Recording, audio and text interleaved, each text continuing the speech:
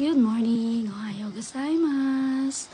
Aga ko po sa aking taniman at kukuha ko ng konting kamote. Yan. Dapat po talaga dahan-dahan ang pagkuha.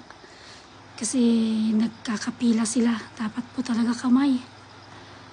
Yan.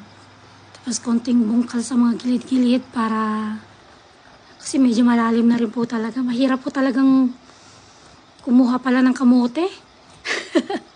Salute po talaga sa mga magsasaka talaga na tunay na nagtitinda ng mga ganyan, nagtatanim. Dahil talagang hindi po talaga basta-basta. Depende na lang siguro kung may machine talaga. Na yung talagang malalim po yung panghukay.